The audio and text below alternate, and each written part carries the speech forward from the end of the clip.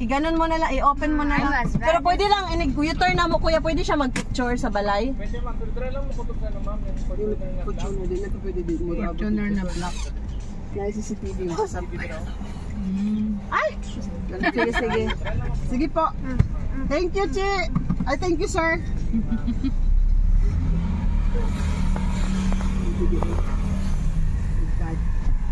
U-turn na kaya. Ayan na ba? Oh, yun po. Yun po. Yung green na yan? Opo, yun. Ayun. Tayo. Paano kaya ka, no? Dali lang. Ayan. Ano po?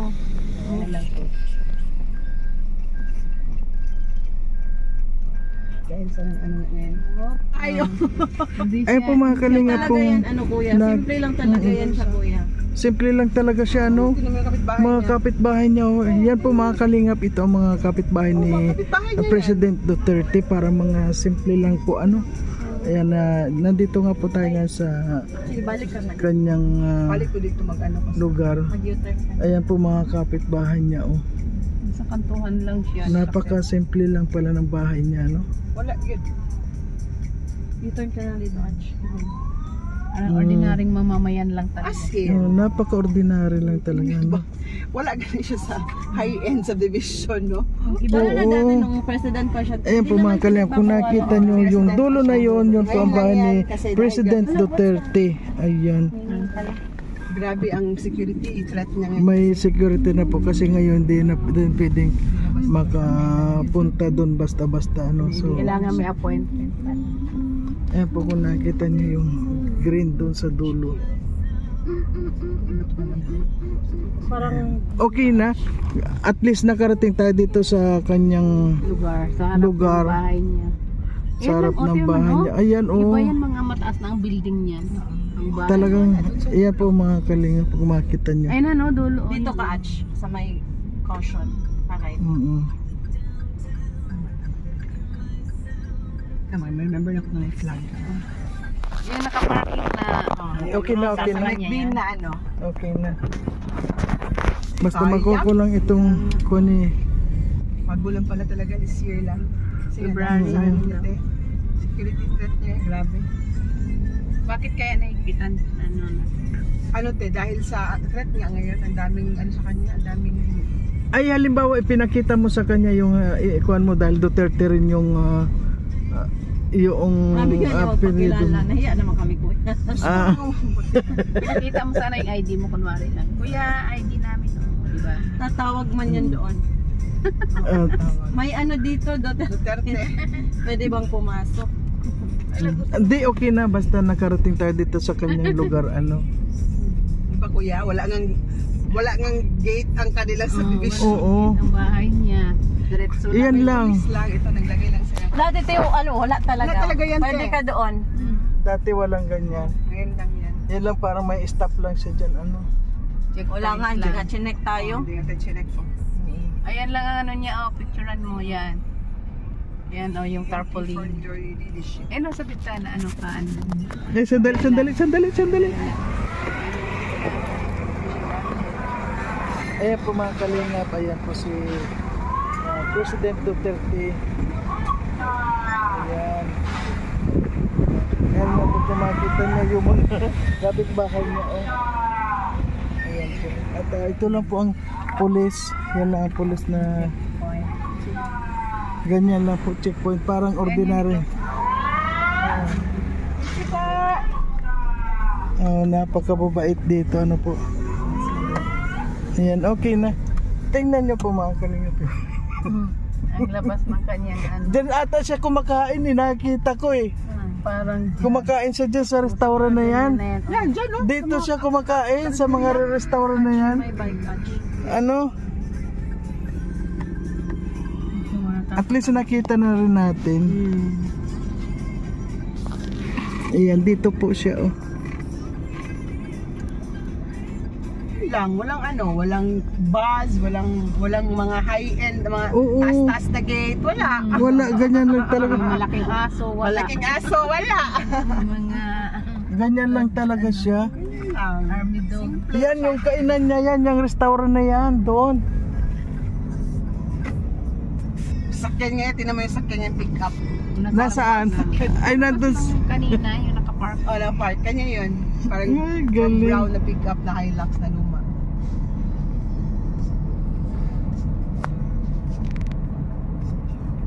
Hindi tulad ng ibang Ay, president, naku. nako, ang layo pa ng gate. Ang layo pa ng bahay nila, ang dami Layo. ng ano. Palasyo na. At siya, wala lang. Kanya, mas mababa pa yung bubong ka sa kapitbahay.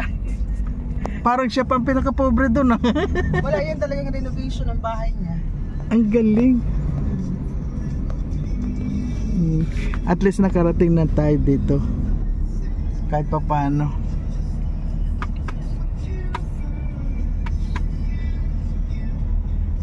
At least Gusto sa mo mga pumunta ng ano, te, yung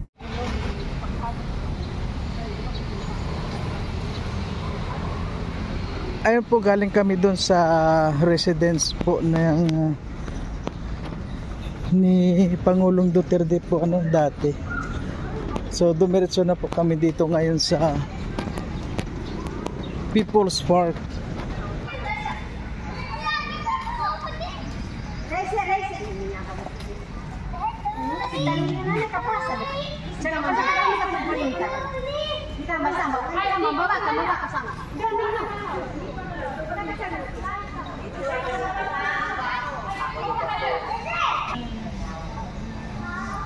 Laking agila.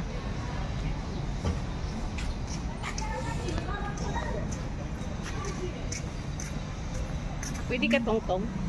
Pwede ba yan?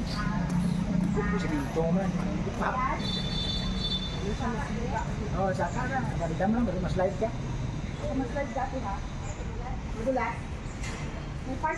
Sinilas na lang para magpilit. Sinilas lang para magpilit. Kaya ako mas-live.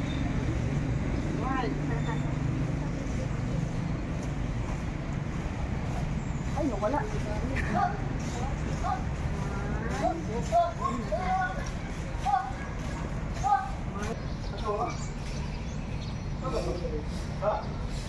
Ito po mga kalingap ang People's Park dito sa Davao City.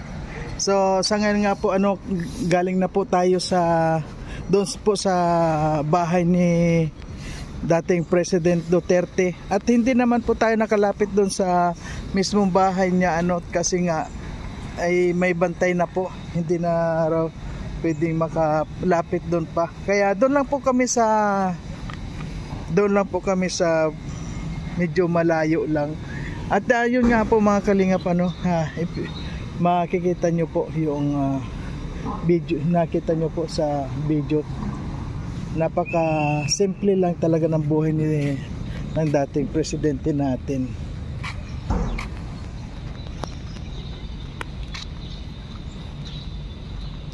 At saka isa lang po masasabi ko dito, kahit marami ditong puno, wala kang makita dito, napakalinis po talaga dito sa Davao.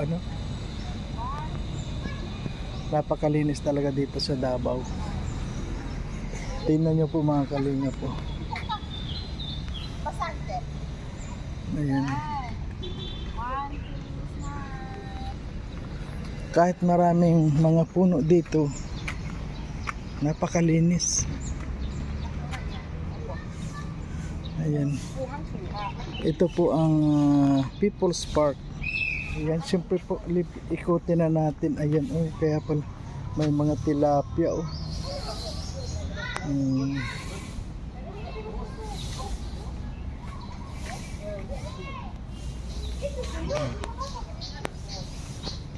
Ayan, may mga tilapia pala dito nga.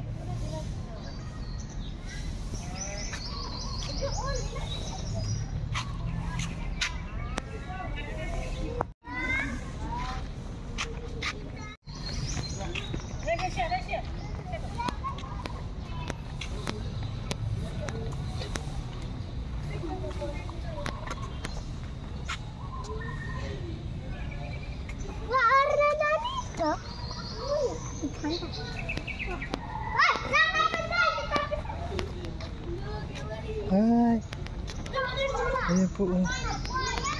Ayun, iba pala ang Mga isda dito, ayun, yung may mga kulay. Yan po,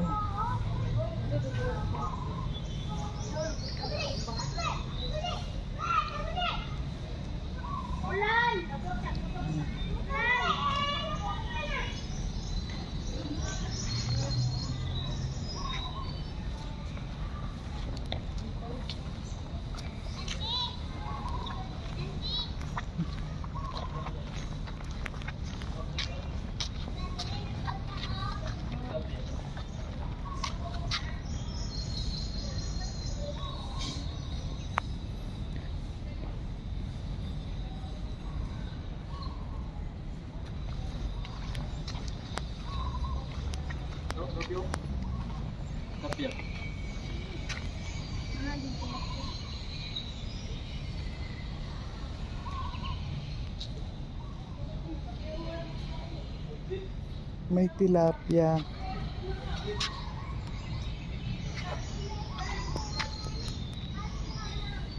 Maraming tilapia rin. Kaya lang may mga dahon kasi po nga dito, ayun yun lang nagkakaroon ng dahon.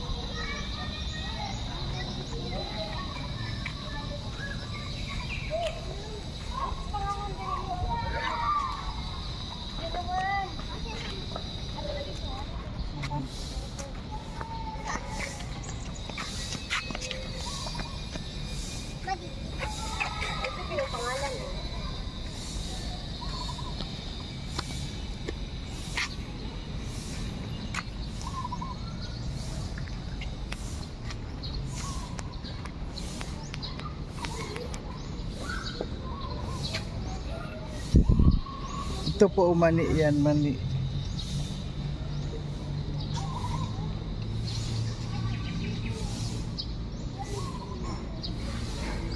Ano ba to? Ay ba, bato pala to. Kaya napakatibay.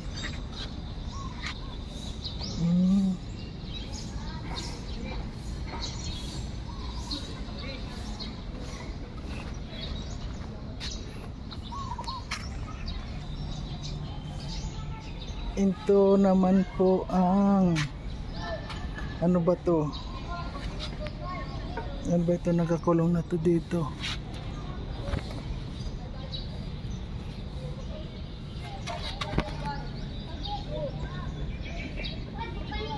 Apo.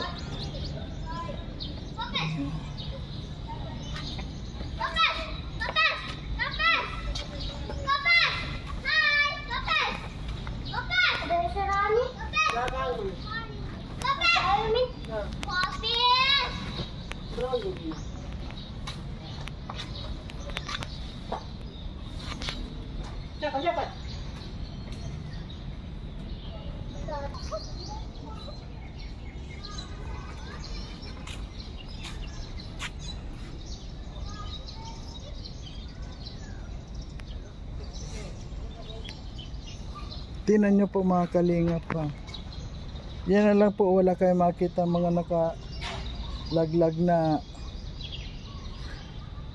mga dahon or anything or mga basura. Napakalinis po ano.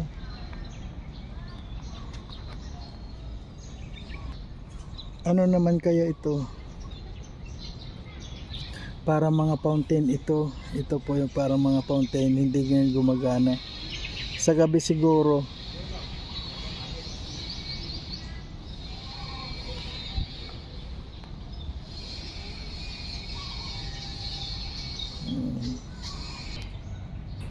Alam nyo po mga kalingap, ano akala ko dito sa itong Mindanao, dito yung magulo.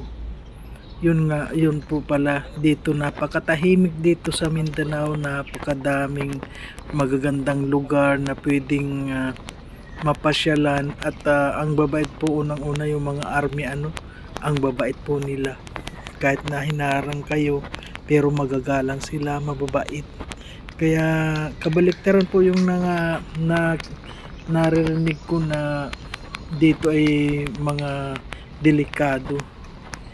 Napakatahimik po dito mga kalingap, at dito po pala pwede ka magtiwala dahil kahit na mag-iwan ka dito ng isang bag, wala dyan makikialam.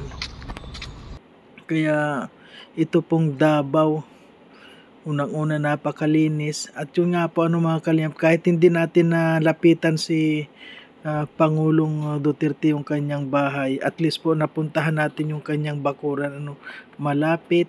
At yun nga po na napakasimple po talaga dahil yung mga kapitbahay niya parang mas may kaya pa kaysa sa kanya. At yun nga, nakita natin yung kanyang pick up, yun nandyan sa labas. Kaya saludo ako talaga sa iyo, Pangulong Duterte. Saludo talaga ako sa iyo. Napakagaling mo. Unang-una, hindi ka nagpayaman. Kitang-kita naman sa iyong mga bahay. Sa iyong bahay na ayun, at saka nakikita ko na mahal ka talaga ng mga tiga Dabawin nyo. Kaya maraming salamat dahil nakarating ako dito. Ayan po. Maraming pong salamat sa lahat.